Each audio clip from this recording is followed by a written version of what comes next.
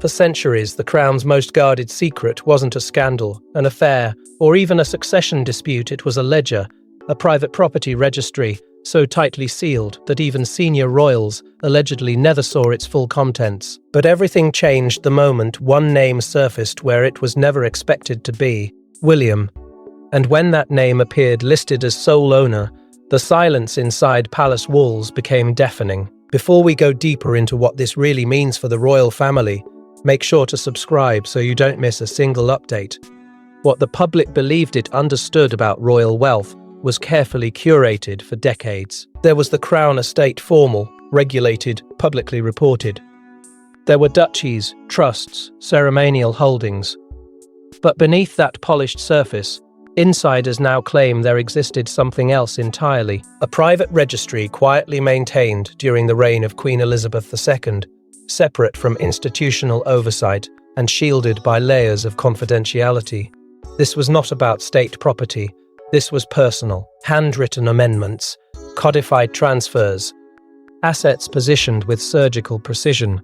It functioned less like a record book and more like a strategic blueprint. The registry allegedly catalogued estates, rural lands, investment portfolios, discrete international holdings, assets, never folded into the public machinery of the monarchy. Unlike the Crown estate, which operates in a constitutional framework, this ledger answered to one authority alone: the sovereign in her private capacity. It was controlled, adjusted, and protected with an intensity that bordered on obsession. Very few were aware of its full scope. Even fewer understood its implications, and that secrecy was not accidental. It was deliberate, cultivated over years of crisis, uncertainty, and shifting public trust. Then came the breach. Some say it was a controlled archival release that slipped through bureaucratic cracks. Others insist it was an insider, someone close enough to the core to recognize the magnitude of what they were exposing. However it emerged, the document did not explode at first. It simmered. Legal analysts began to whisper. Royal correspondents hesitated before publishing. And then the unthinkable detail surfaced: multiple high-value properties, listed under a single designation, sole owner, Prince William. The reaction inside palace circles was immediate and visceral. Shock rippled through advisors who had long assumed that such holdings would transition in layered stages, perhaps passing first to King Charles III before being distributed. That had always been the unspoken expectation: continuity, gradual transfer, institutional balance. But this was not gradual. It was absolute. William's name stood alone, unaccompanied by co-signatories, transitional trustees, or shared oversight. It did not read like a temporary measure. It read like a final decision. Why would the Queen bypass the traditional architecture that had defined royal succession for generations? That question began to haunt every private conversation. Was it an act of trust, a correction, a safeguard against instability? Or was it something even more calculated, a quiet restructuring of influence, executed without public debate? The more legal minds examined the fragments available, the clearer one truth became. This was not a clerical oversight. It was too precise, too clean, too strategically positioned, and beneath the legal shock lay something more human, more combustible. Because if William controlled the private heart of royal wealth, then the balance of internal power had subtly shifted. A son positioned differently from his father. An heir empowered in ways that blurred the lines between future and present. Authority. No statements were issued. No press conferences called. Yet behind closed doors, tension gathered like a storm, pressing against ancient stone. This registry was never meant for public eyes. Its exposure did not simply reveal property allocations, it exposed intention. It forced a reckoning within a dynasty built on continuity and discretion. And as whispers hardened into questions, one realization became impossible to ignore. The ledger was not about land alone. The ledger was not about land alone. It was about control, protection, and legacy carefully engineered over decades. But to understand why William's name would appear alone in a registry, never meant for public eyes, we must first uncover what this hidden document truly controlled and why it was kept secret for generations. Behind the pageantry of coronations and balcony waves lies something far more powerful than ceremony land. Vast estates, private holdings, and ancestral properties woven into the monarchy's survival. Yet this registry did not simply list castles. It documented leverage, influence, and legacy. And the deeper investigators looked, the clearer it became. This was not just about inheritance. It was about control. As analysts began dissecting the fragments of the private ledger, familiar names surfaced, names etched into Britain's collective memory. Balmoral Castle, Sandring House, estates long understood to be deeply personal to Queen Elizabeth II, distinct from the formal machinery of the crown. These were not ceremonial residences maintained for state display. They were private sanctuaries, privately purchased, privately inherited, privately protected. But within the registry, they were more than sentimental holdings. They were anchor points in a network of wealth that extended far beyond rolling hills and ancestral walls.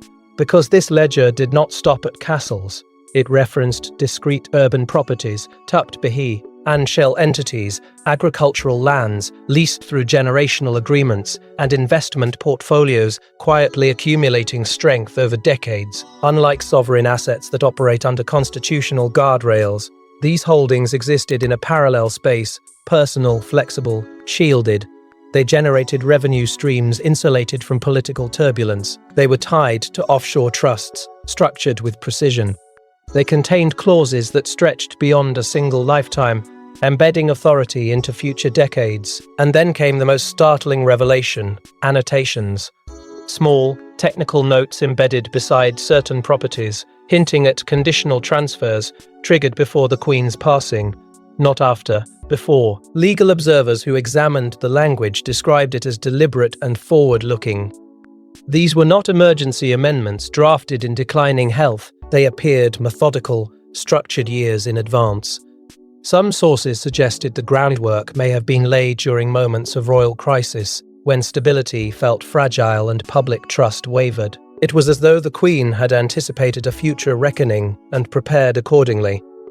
Anonymous legal experts began to speak in cautious tones. They described a framework designed to bypass bureaucratic bottlenecks, a structure that ensured continuity of private control without entangling it in institutional transition. And at the center of it all stood one name: Prince William. Sole owner, no shared trusteeship, no phased oversight, just authority clear and immediate. That is where the emotional undercurrent began to deepen, because if this was structured years ago, then it was not reactive, it was intentional. Was this the Queen's final strategic act, a quiet recalibration of power designed to safeguard the monarchy's next chapter? Or was it a subtle declaration of confidence in her grandson's judgment, over all others? The registry read less like a distribution of wealth and more like a transfer of leverage. And hovering over every private conversation was an unavoidable question: where did this leave King Charles III? Traditionally, the flow of influence would arc naturally from sovereign to heir, but here, the heir to the heir appeared to have been fortified independently, not symbolically, financially, structurally. If land is power and power is stability, then the center of gravity had quietly shifted. The monarchy thrives on continuity, yet this move suggested preparation for something disruptive. The Queen, known for restraint and calculation, may have foreseen pressures unseen by the public eye. By anchoring private assets to William alone, she may have created a financial firewall, one that insulated the future from potential internal strain. It was protective, it was bold, and it was profoundly consequential. Because once land becomes leverage, leverage reshapes relationships. And as the implications rippled outward from legal chambers to private family discussions, the silence inside palace walls began to feel heavier than ever. As whispers spread through royal corridors, one question echoed louder than the rest. Did the Queen make this decision alone? Or was she protecting someone from something much bigger? Those closest to the late monarch often described her as steady, restrained, immovable. But what if behind that composed exterior was a quiet calculation unfolding over decades? What if the registry was not a financial document, but a strategic blueprint? Because once William's name appeared alone, it forced a chilling possibility into the open. This had been planned. To understand the magnitude of that possibility, You have to understand Queen Elizabeth II not as a ceremonial figure, but as a strategist forged by crisis. Her reign was defined by ants political storms, public scandals, shifting cultural tides that tested the monarchy's relevance again and again. Stability was not accidental, it was engineered. Every silence, every carefully timed statement, every internal recalibration served one purpose: preservation. And if preservation required foresight, then foresight required preparation. Long before the world sensed danger, sources close to palace operations have long hinted that key moments of instability were followed by quiet internal reviews, marital breakdowns within the family, public trust shaken by controversy. Constitutional debates whispered behind closed doors. After each wave of turbulence, amendments were allegedly made not to public charters, but to private structures. The Registry, according to those who have examined fragments, bears marks of those turning points. Dates align with crisis years. Language grows firmer. Authority narrows. It reads less like passive inheritance planning and more like a monarch reinforcing the future brick by brick. And at the center of those reinforcements appears to be Prince William. Not gradually, not symbolically, directly. The sole ownership designation does not feel emotional on paper, yet its implications are deeply personal. It suggests a generational trust that extended beyond affection. It implies confidence in temperament, judgment, resilience. Some insiders now speculate that the Queen saw in William a balance she considered essential for the monarchy's survival, a blend of tradition and modern awareness that could steady the institution in uncertain times. But trust of that magnitude inevitably raises another question. Did it reflect diminished confidence elsewhere? Palace corridors have long held quiet tensions between modernization and preservation. Some favored bold reform, others clung to historic frameworks. King Charles III, long outspoken about certain causes, represented evolution in one direction. William, more measured, often projected controlled adaptability. It is not difficult to imagine strategic calculations shaped by these contrasts, not rivalry, not rebellion, but divergence. The Registry's structure hints at something else as well: protective clauses buried in formal language, restrictions on transfer without consent, barriers against external interference, financial autonomy safeguarded from political entanglement. If accurate, these provisions would do more than pass on land. They would shield it. They would ensure that certain decisions could not be undone easily, even by a reigning sovereign. That is not oversight, that is insulation. And perhaps that is where the emotional core lies. A grandmother who had witnessed upheaval, preparing her grandson not just to inherit a throne, but to defend it. A monarch who understood that ceremonial power can be symbolic, but financial independence can be decisive. By consolidating private leverage under William's name, she may have been fortifying him long before the world realized he would need fortification. Yet even the most meticulous preparation cannot prevent shock. Plans laid in silence inevitably collide with present realities. Because while the Queen may have anticipated the future with calm precision, those living within that future were forced to confront its consequences in real time. But while the Queen may have prepared the future in silence, the present reacted with shock, and nowhere was that shock felt more deeply than inside the office of the reigning king. Imagine ascending to the throne, only to discover that the most powerful private assets tied to your family name no longer fall under your authority.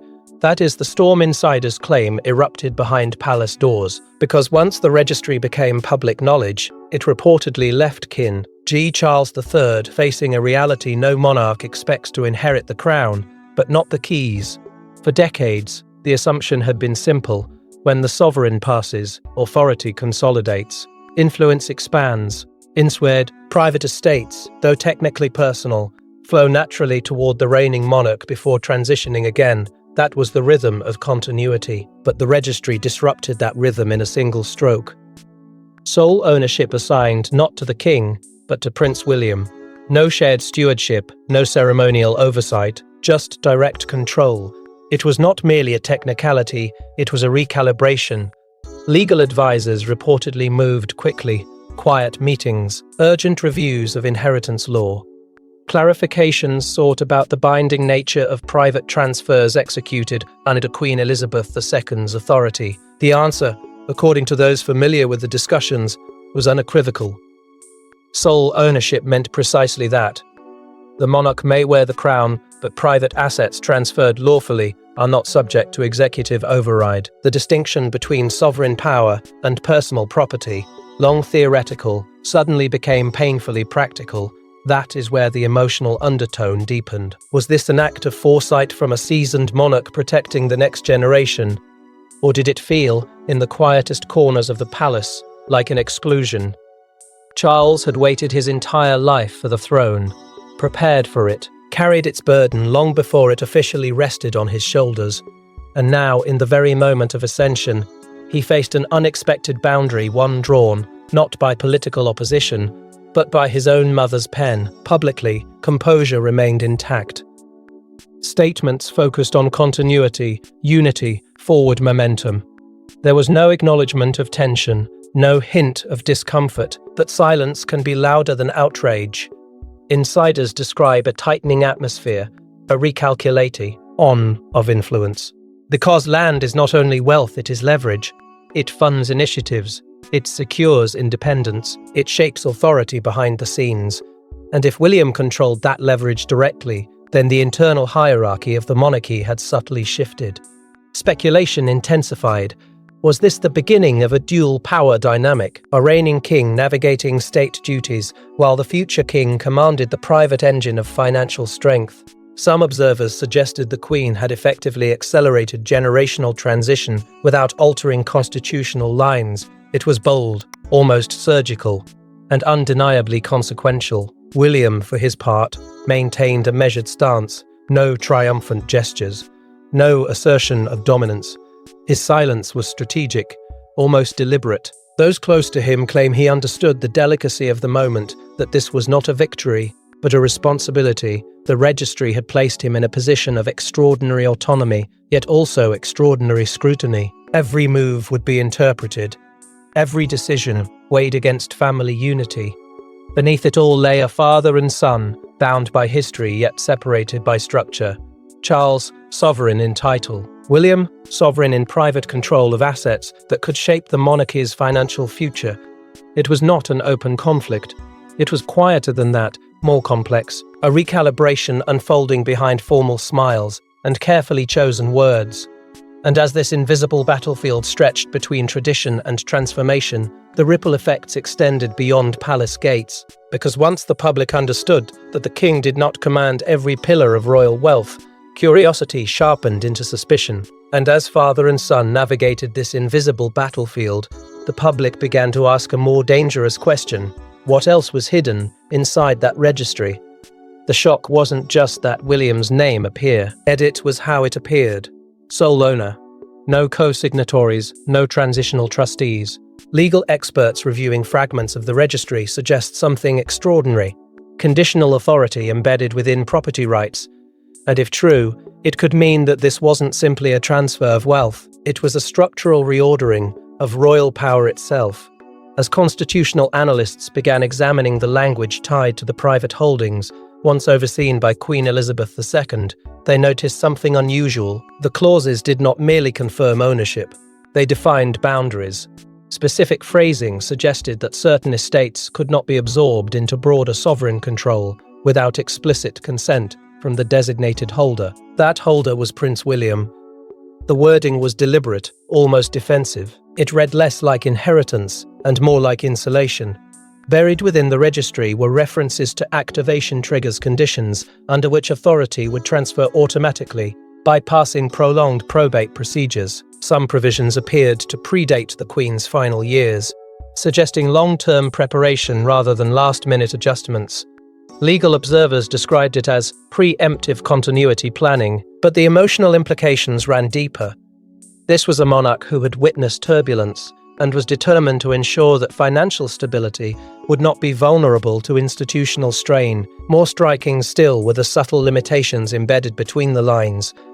Though King Charles III inherited the crown in full constitutional authority, these private assets were cordoned off from executive reach. There were no advisory override mechanisms. No symbolic supervisory role. Ownership conferred decision-making autonomy. That distinction, tactical on paper, carried enormous weight in practice. It meant that certain economic levers of royal life no longer flowed automatically upward to the sovereign.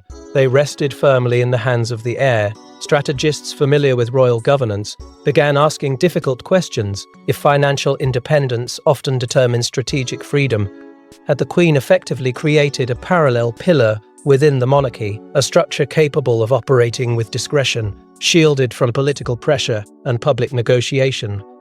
Because private estates generate income, and income sustains initiatives, with direct access to that financial engine, William was positioned not as a passive successor, but as an active stakeholder in shaping the monarchy's direction. There was also evidence of shielding mechanisms, provisions, preventing rapid liquidation, external influence, or forced restructuring under changing political climates. In other words, the Registry did not simply assign land, it fortified it. It placed protective walls around core assets to ensure their continuity regardless of shifting circumstances. That is not accidental drafting, that is strategic foresight. Emotionally, the shift was profound. A generational transfer formalized not through speeches or ceremonies, but through ink and clauses. The Queen's confidence in William was no longer implied, it was codified. It suggested she saw him as more than the future occupant of the throne. She saw him as its financial guardian, and that formalization inevitably altered perception within palace walls. Authority is not only about title, it is about leverage. And leverage, once defined on paper, reshapes relationships. Yet as analysts combed through available fragments, another possibility emerged. What if this was only part of the structure? What if additional amendments remained undisclosed? The precision of the clauses hinted at a larger framework, layers perhaps still concealed. Speculation intensified. Were there further safeguards? Additional contingencies activated by circumstances not yet revealed? The Registry had begun as a hidden ledger. It was now evolving into something far more consequential, a blueprint for continuity, designed to endure beyond personalities and public cycles. And as each clause was scrutinized, one realization grew impossible to ignore. This document was not just about property, it was about positioning, alignment, trust. Yet the deeper investigators dug, the clearer it became that this registry did not only secure land, it secured loyalty. Power rarely shifts quietly, and when William's sole ownership became impossible to ignore, insiders describe a silent reshuffling of alliances. Senior figures reportedly chose sides not publicly, but strategically, because land equals leverage. And leverage inside a monarchy can redefine influence overnight. Within weeks of the Registry's exposure, the atmosphere inside royal circles reportedly tightened. Conversations grew more cautious, invitations more calculated. What had once been assumed as a straightforward generational transition now carried layers of complexity. Prince William was no longer just the future sovereign in waiting, he was the financial cornerstone of key private holdings. That distinction altered dynamics instantly. Some senior royals quietly welcomed the shift, interpreting it as a stabilizing measure crafted by Queen Elizabeth II to ensure continuity. To them, William represented balance modern enough to adapt, traditional enough to preserve. But not everyone viewed consolidation as strength. Others, insiders suggest, were unsettled by the precedent. Sole ownership of major estates concentrated influence in unprecedented ways. Historically, private wealth within the monarchy flowed in stages, reinforcing hierarchy through gradual transition. This was different. This was immediate, and immediacy creates friction. The concern was not personal rivalry, it was structural imbalance. If leverage sits firmly in one branch of the family tree, how does that reshape long-term authority? Whispers reportedly intensified around the growing advisory presence of Catherine, Princess of Wales. Observers noted her increasing involvement in strategic discussions, her measured public composure reinforcing William's image of stability. Some insiders praised her influence, describing her as a steadying force who understood the weight of generational responsibility. Others questioned whether the consolidation of property under William's name inadvertently elevated her informal sway within internal decision-making circles. In monarchies, perception of influence can be as consequential as formal titles. Meanwhile, King Charles III navigated his reign under an unspoken recalibration. Publicly, unity remained the message. Privately, however, questions lingered about how this redistribution of private assets would affect future heirs beyond William. Would similar autonomy be granted in the next generation, or had the Queen crafted a singular safeguard tailored specifically for this moment in history? If this was a protective measure, was it temporary or foundational? The emotional toll of these uncertainties cannot be understated. Families bound by tradition often suppress visible discord, but tension has a way of surfacing in subtle forms: hesitations, silences, strategic distancing. What once seemed like ceremonial hierarchy now carried undercurrents of negotiation. Loyalty was not demanded, it was assessed. Support was not declared. It was demonstrated quietly through alignment and counsel. Outside palace gates, the media frenzy escalated. Headlines speculated about fractures. Analysts debated consolidation of wealth and influence. Social discourse amplified every whisper. The monarchy, long adept at controlling narrative flow, found itself reacting rather than dictating, and silence, once a symbol of dignity, began to feel like opacity. The more the institution withheld comment, the louder external interpretations became. What made the moment so combustible was not open conflict, but uncertainty. No official feud, no public confrontation, just a subtle realignment that hinted at deeper strategy. Power had not been seized. It had been reassigned carefully, lawfully, and perhaps deliberately. Yet even lawful shifts can unsettle equilibrium. And as internal loyalties recalibrated and media narratives multiplied, one truth became increasingly clear. This registry was no longer a private matter. It had become a prism through which the public interpreted the monarchy's future.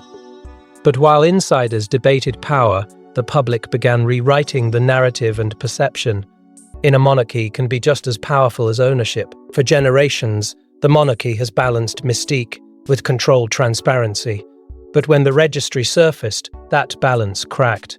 Citizens who believed they understood royal finances suddenly faced a new reality. There was more, much more beneath the surface. And the question wasn't whether William II served it. The question was why no one knew. The reaction was immediate and global. Commentators from London to New York dissected every fragment of the document, every clause tied to Prince William's sole ownership. Some outlets framed it as a masterstroke of foresight by Queen Elizabeth II, a calculated move designed to secure the monarchy's long-term independence. Others treated it as a troubling revelation, a sign that the institution's private wealth extended further than publicly acknowledged. Panels debated not legality, but optics, because perception, once shaken, does not settle easily.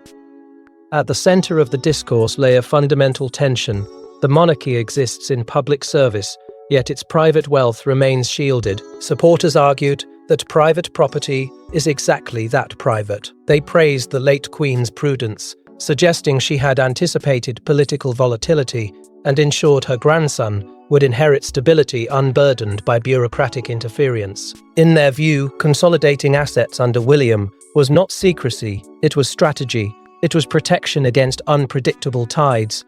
Critics saw it differently. They questioned the boundary between private wealth and public role. If the monarchy benefits from taxpayer support and constitutional privilege, should its private holdings be so opaque? Was the registry a necessary safeguard or evidence of excessive insulation from scrutiny? The debate intensified not because laws were broken, but because expectations had shifted. In an era demanding transparency from every institution, secrecy feels heavier than it once did. Through it all, William maintained composure. His public appearances remained measured, no defensive statements, no triumphant declarations. That restraint spoke volumes. Insiders described him as acutely aware of the symbolic weight he now carried, not just as heir, but as custodian of assets that could shape the monarchy's financial future. His silence was not absence, it was calibration. Every word, every pause, calculated to preserve unity while absorbing scrutiny. Meanwhile, discussions extended beyond property into constitutional speculation. Analysts began asking whether this restructuring signaled a broader evolution. Could financial autonomy for the heir redefine how power transitions within the monarchy?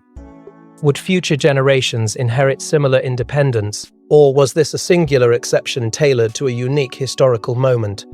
These were no longer whispers confined to legal circles, they were mainstream questions shaping public perception. Perhaps most revealing was the generational divide in reaction. Younger audiences, raised in an era of digital transparency, responded with sharper skepticism. They were less interested in tradition and more focused on accountability. For them, mystique, without explanation, felt outdated. Yet others, equally passionate, viewed the registry as proof that the monarchy was quietly adapting, reinforcing its foundations before storms could reach its walls. What had begun as a hidden ledger was now a mirror reflecting society's expectations. Trust, once assumed, was now negotiated in public forums. The monarchy had long survived by controlling narrative tempo. This time, the tempo was dictated externally, and as headlines multiplied, one truth became unavoidable. The registry had changed more than internal dynamics. It had reshaped how the institution itself was seen. Yet beyond headlines and opinion pieces, one final revelation remained, one that would redefine the legacy of a queen and the destiny of her heir. In the end, the registry may not have been about land at all. It may have been about trust. A silent endorsement written not in speeches, but in ownership lines. When William's name stood alone, it signaled something deeper than wealth. It signaled confidence. And if the Queen entrusted him solely, then this wasn't a family oversight. It was a deliberate declaration about the monarchy's future. For all the legal analysis, for all the debates about assets and authority, the emotional core of the registry points somewhere more intimate. Queen Elizabeth II had spent a lifetime safeguarding an institution that survived war, scandal, and cultural revolution. She understood fragility better than anyone. Stability was not inherited automatically. It was secured through discipline and foresight. By placing immense private leverage into the hands of Prince William alone, she may have been doing what she had always done, protecting the crown, not with spectacle, but with structure. It reframes everything. The registry stops looking like a secret ledger and begins to resemble a final act of guardianship. A monarch preparing her successor, not merely to reign, but to withstand. It was not just about granting ownership. It was about insulating the next era from turbulence, about ensuring that when pressure mounted, financial independence would stand firm. That is not favoritism. That is strategic faith. And in that moment, William's transformation became undeniable. He was no longer simply the heir shaped by tradition. He became the architect of continuity. Sole ownership did not crown him prematurely, but it anchored him with responsibility that transcended ceremonial roles. Every estate, every clause, every safeguard now tied him directly to the monarchy's structural backbone. He could not hide behind future titles. He was already woven into the framework. That shift inevitably repositions King Charles III within the broader narrative. Charles reigns in full constitutional authority, yet history may view him as a transitional sovereign bridging eras rather than redefining them. The Registry's design suggests that the Queen saw the coming decades as transformative, perhaps even volatile. In that vision, Charles holds the present, but William safeguards the long-term horizon. It is not rivalry, it is sequencing. A relay of responsibility rather than a rupture. Beside William stands Catherine, Princess of Wales, whose presence has quietly grown in influence. Observers note her steady composure, her calculated engagement with public sentiment, her instinct for balance. If the registry empowered William structurally, it also indirectly elevated the partnership at the monarchy's core. Together, they represent continuity fused with modern sensibility, not loud reform, not reckless change, but quiet recalibration. This is where the monarchy appears to enter a new phase, less theatrical, more strategic. Reform may not arrive in dramatic proclamations. It may unfold through controlled adjustments, financial autonomy, and generational planning. The Queen's final endorsement, written in ownership lines rather than headlines, suggests a future shaped not by reaction, but by preparation, and preparation, when executed well, rarely announces itself. What began as a hidden document has evolved into a symbol of trust transferred, of responsibility formalized, of faith codified beyond public applause. The registry does not simply record what was left behind. It illuminates what was anticipated. It hints at challenges foreseen and fortifications erected long before questions were asked. Yet even now, as the monarchy absorbs the implications, one truth lingers in the air. This revelation feels less like a conclusion and more like an opening chapter.